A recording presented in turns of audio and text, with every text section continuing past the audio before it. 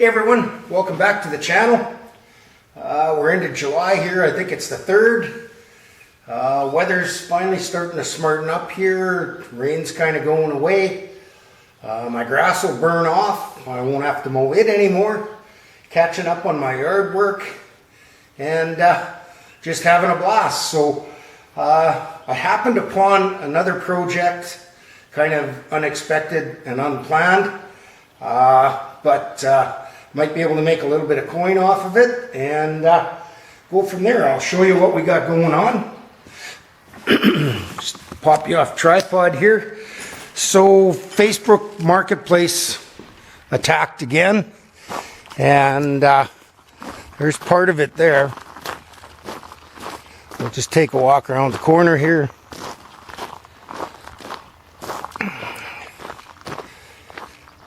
And there's the rest of it there. It's an 05 Durango, 5.7 Hemi, 545 RFE transmission. Anyhow, the fellow is building a custom Ford pickup, and he wants to use this chassis for it, and he didn't want any of the rest of it. So he was good enough to let me bring the whole thing home. I stripped the body off, motor, transmission, transfer case. I've got them all cleaned up, pressure washed. It's got 213,000 kilometers on it. Runs really nice. And I've got it sitting here ready. What I'm going to do is the two-wheel drive conversion on it, which is really simple to do on these. The nice thing about the four-wheel drive version is the computerized transmission is all integral with the ECU for the engine. It's got 4 plugs on it, and it doesn't care whether it's two-wheel drive or four-wheel drive. It's just a matter of popping the transfer case off and bolting on this two-wheel drive tailstock that I've got here, that I got from transmission parts wrecker in Edmonton, Alberta. So that thing with the output shaft from Dodge would be in the $1,700 range. Can buy them used from this place for about 175 bucks Canadian. And the really nice part about it is you don't have to go into the transmission. All you do is take out the 11 bolts around the outside on the transfer case right here, pop that piece off, slide this one on and rebolt it, and you're a two-wheel drive. So I'm going to start on that, get that all done. Then the next plan is to I saved all the wiring, all the harness, and I'm going to do the conversion for standalone to run. And I've got a fuse block coming from Amazon with the relays and everything in it for the ASD automatic shutdown, transmission relay, fuel pump relay, and one for the fan. So I'll show you guys how to do all that stuff, and we'll go from there. Okay, so we've got one plug-in and 12 bolts. It's a bit of a job to separate the transfer case if it's been off before. Well, even from the factory, because they use a silicone gasket material in between them. But down low on each side right here, there's a pry hole. Don't know if I can show you. Yeah, right here. Gives you a spot where you can get a screwdriver, a big thick bladed screwdriver in to break the seal loose and then slide it off.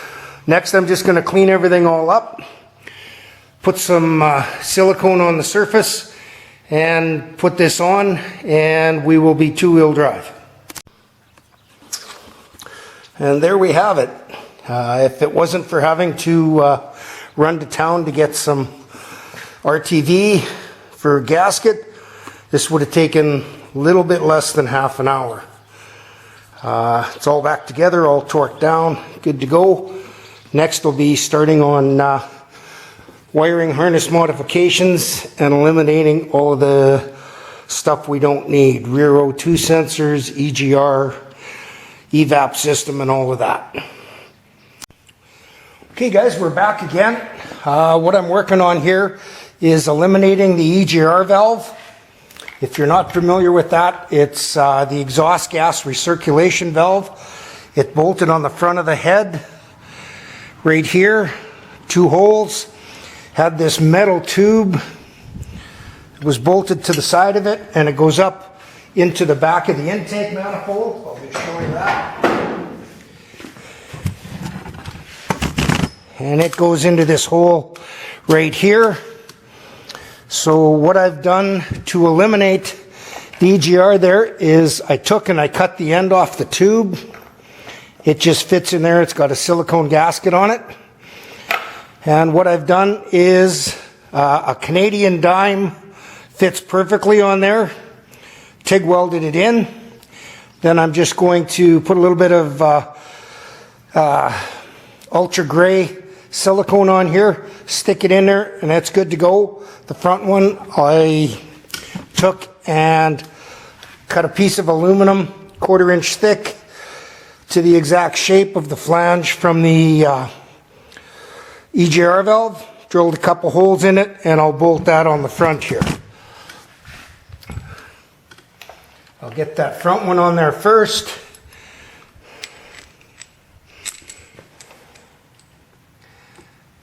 I've got the gasket siliconed on here, or should I say RTV'd.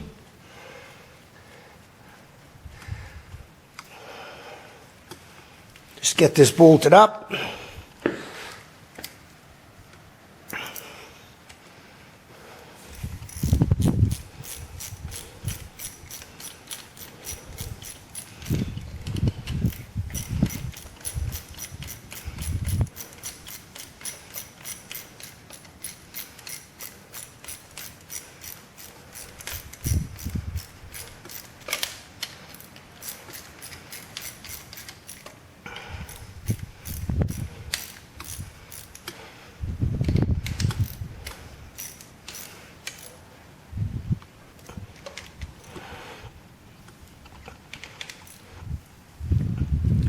Takes care of the front one. Back here in the intake,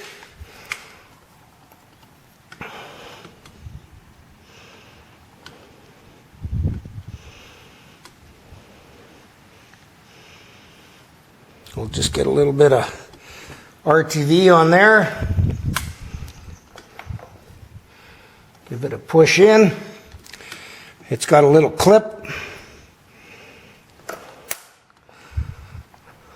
And that's all there is to that. So that takes care of the EGR. Once I get into HP tuners, I'll just shut the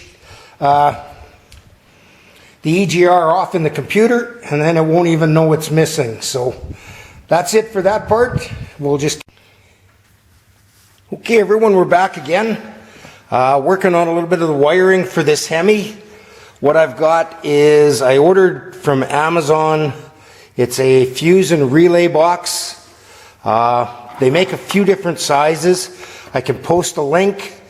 This is the part number on it. Naturally, it's made in China. This is what it looks like. It's nice, compact. Cover pretty much everything that you need under the hood. The top section has 6 relays and 11 fuses. It's took me a little bit to get everything figured out where everything goes. They didn't just put the fuses 6 in a row for the relays and then 5 spare ones. No, they had to mix them all up. So it took me a little bit, but I got it figured out which fuse goes to which relay. The other thing on these that they do, and I'll just show you in the bottom side. The bottom's got a cap that's removable as well. Pull this off. So they use a common ground for all of the relays, and then there's a switching wire for each relay as well as the output wire. The whole thing is fed with 3 10-gauge wires. So some of the relays are on the same power wire. So really with 6 40-amp relays fed by 2 10-gauge wires is probably not going to work. But the fuel pump is the only one that has a fairly big draw on it. Then we have a transmission cooler relay or transmission control relay, as well as the automatic shutdown ASD relay. The only other one we might run out of this would be a fan relay.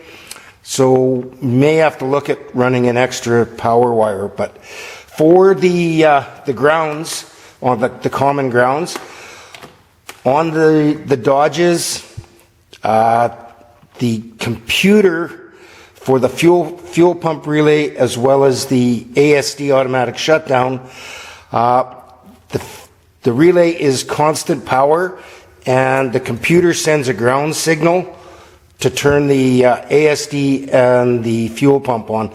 So what I did was I went in and I clipped the wire on the ground that was tied into the main loop here, and added a section of wire that I can tie into the computer harness so that the computer can actuate the relay for the ASD and the fuel pump. On the transmission actually sends a 12-volt signal to turn the ASD on, or the transmission power relay on. A little bit confusing. Took me a bit to figure that out on the 65 Fargo. So now that I've got everything cleaned up here, I can go to work on the harness from the engine and the Durango to get this all wired up so that we can run this engine on the floor here. So I'll bring you back. Okay, everyone, we're back again. It's actually been probably a week since I started this video. As I had mentioned in the last one, I got the EGR removed and blocked off. And since then, I built a stand, put it on a couple of furniture dollies here so that I can move the engine and transmission around the shop. I got to do another pressure wash on everything just to get the last of the dirt and grease off after I put the tailstock on. I've got to source a slip yoke for the 2-wheel drive version for this. And I'm just about to get started on all of the wiring conversion and everything. So on the engine, you've got the main harness here. I got it jammed. Green, transmission. Orange, engine communication. Black is power. And then there's a white one goes into the computer. That is anything that goes to the body, the chassis. This is a C105 plug right here, and it carries your power and throttle, pedal, and everything, communications to the ECM as well. So what I have on the bench here this is the power distribution, the entire wiring harness out of the Durango. I unplugged everything under the dash, pulled it all out, and then took everything from around the front by the bumper, comes around. This is the other side of the C105 plug. This one, and then this is the communication to chassis from the that goes to the computer as well. So we're going to undo this, all the wire loom, take out everything we don't need, throw it away. We're not going to use the factory fuse boxes and power distribution. We're going to use the one that I wired up and showed you previously, which I'll put a link to. Then I went out to the Durango and I took everything out that I was going to need. I got the drive-by-wire gas pedal.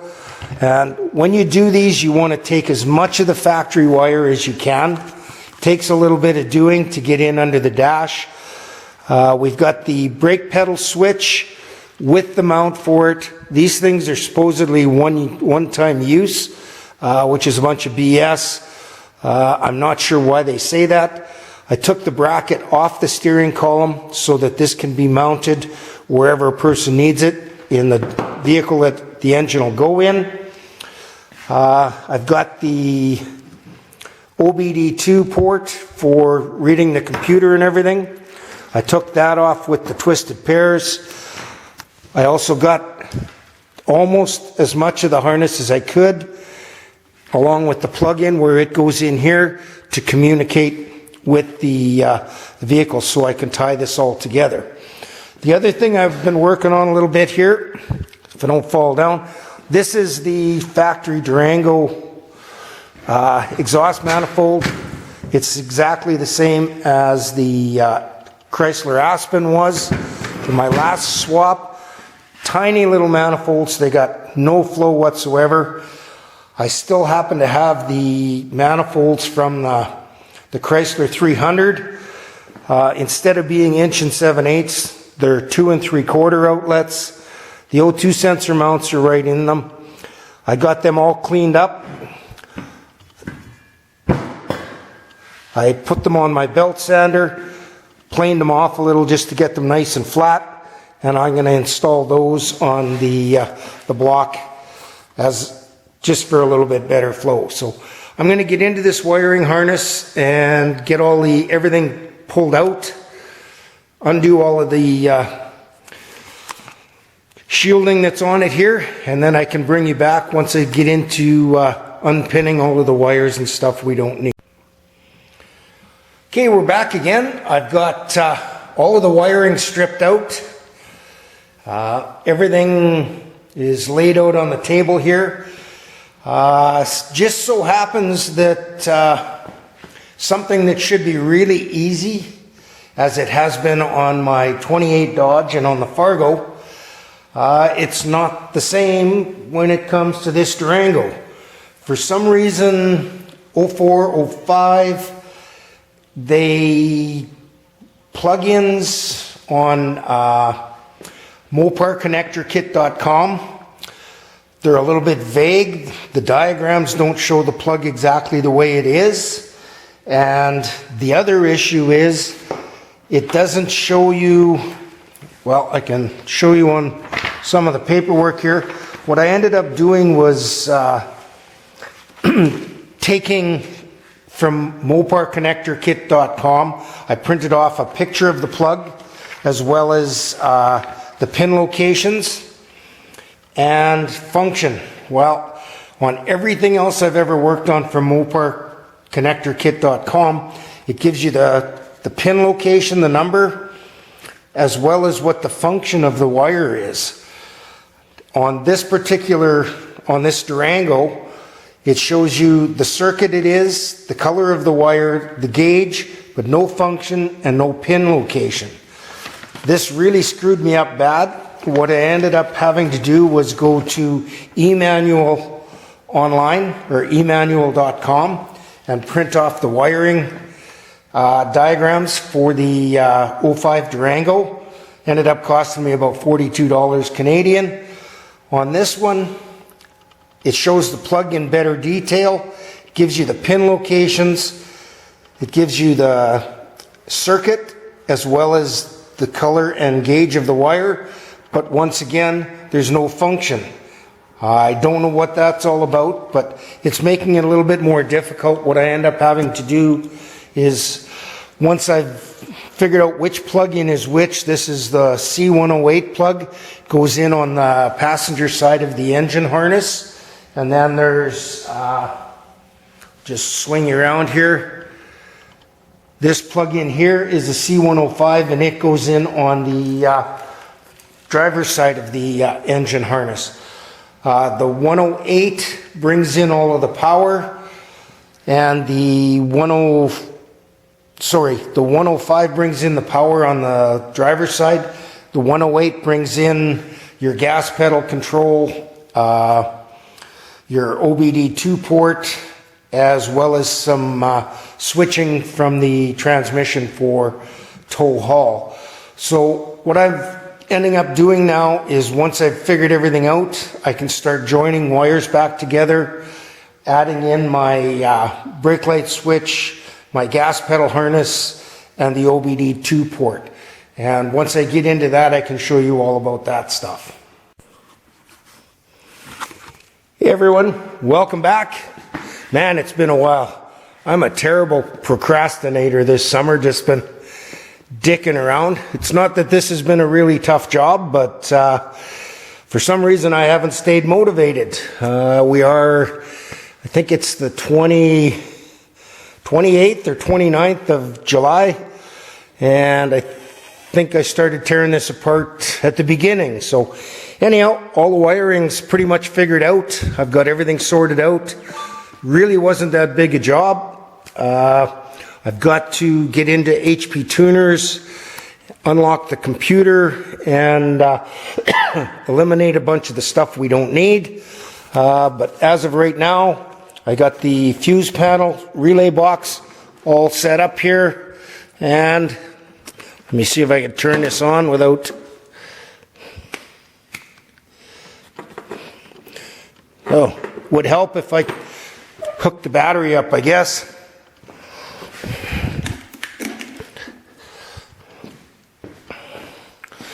Try this again. Okay, we got throttle body making noise, all the relays clicked in, and everything. I don't want to turn it over. Not that it, well, it could start, and I don't want that to happen right now. No manifolds. I got spark plugs out.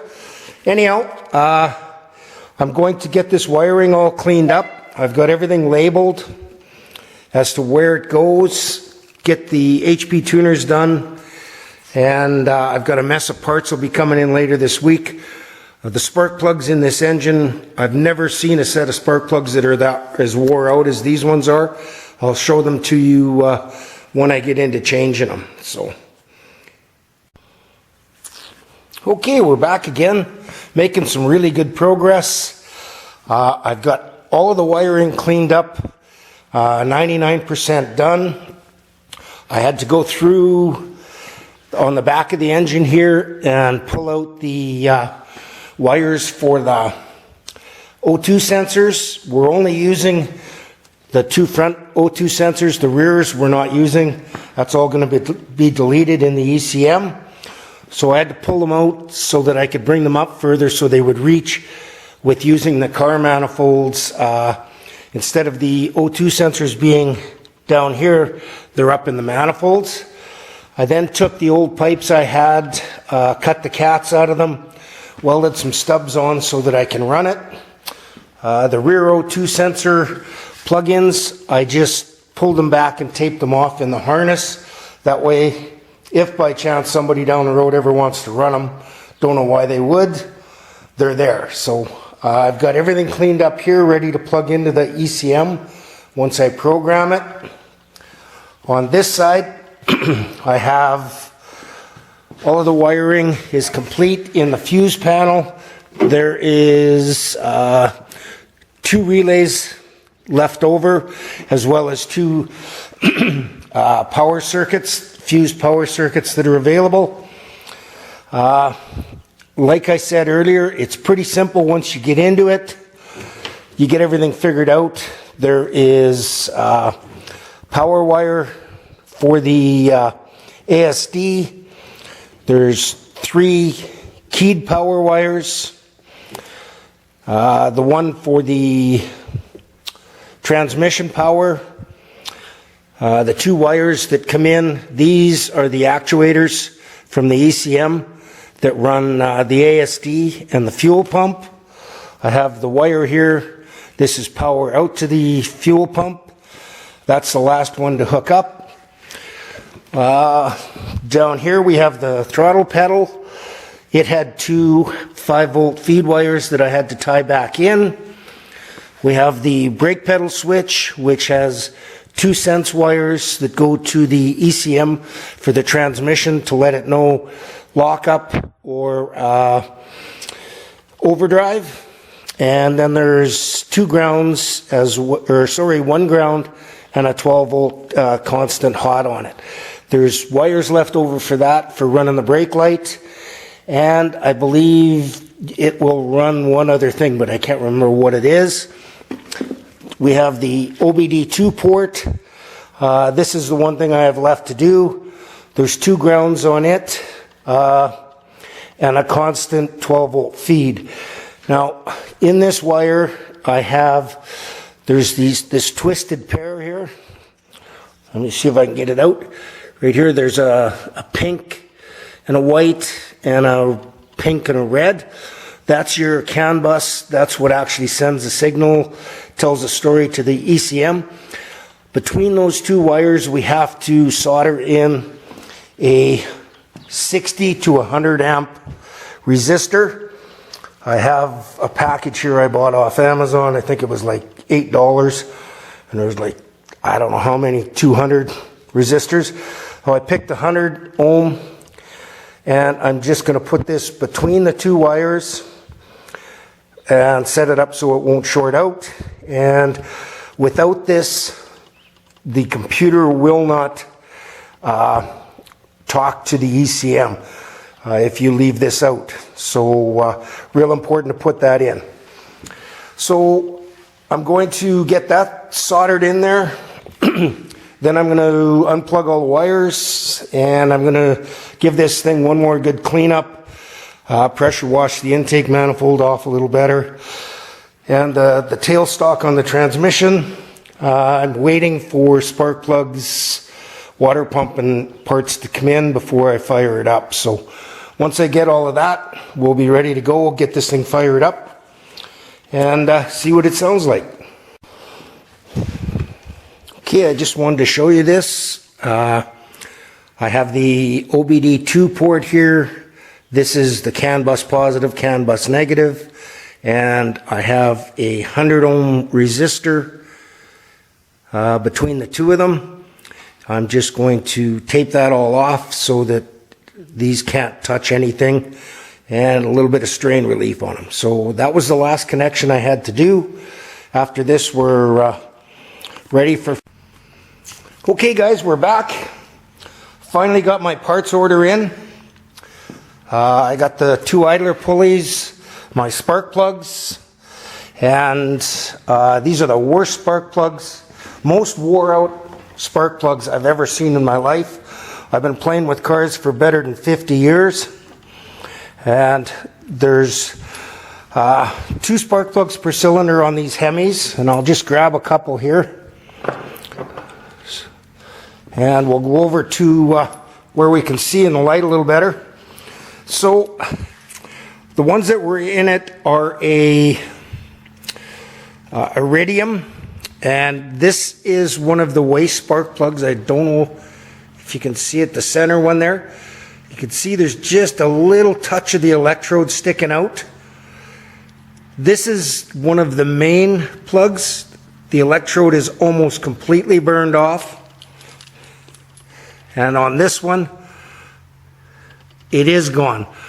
So some of these have a gap that's probably closing in on 3/16 of an inch, and it's supposed to be 44 thou. I think there is actually one that there's no electrode left. I think it's that one there. Oh, there it is. That one, I think, is almost a 1/4 of an inch gap. So kind of crazy, but I got them all changed. I got the plug wires changed. I had to plug in transmission cooler, otherwise I'd have oil spraying everywhere. I got the programmings all done in the computer, and to be honest, I turned the key on it to prime the fuel system, and just to check a few things. Had to go through the computer here a little bit just to confirm. I still have to do a reset on the throttle, but I'll just get you set up in the tripod here if I can.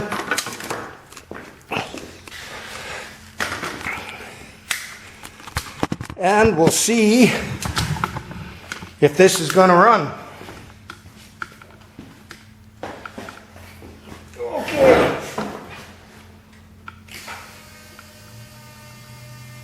Recycling.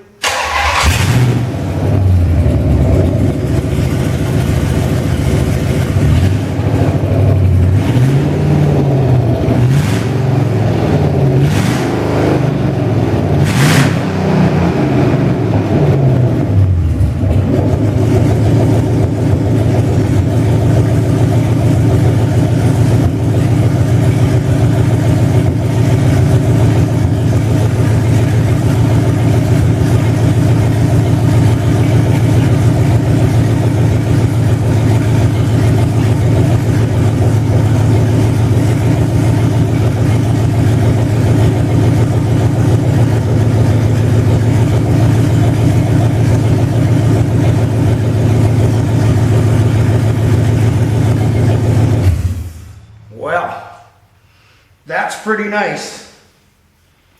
No issues right off the bat. So anyhow, that's the Hemi 5.7. I'll fire it up. If it wasn't for procrastinating, it probably would have only taken me better part of 4 days to get everything done. All the computer stuff, all of the wiring. I've just been kind of not a lot of enthusiasm for it. It's done now. Fires up, runs good. Now I'm going to see if I can find somebody that wants to do a Hemi swap. So anyhow, guys, I don't know how long this video is because it's been in the process here for probably the better part of a month. But we'll get her up on YouTube here, and you can tell me whether it's any good or not. So thanks a bunch for subscribing and watching, guys.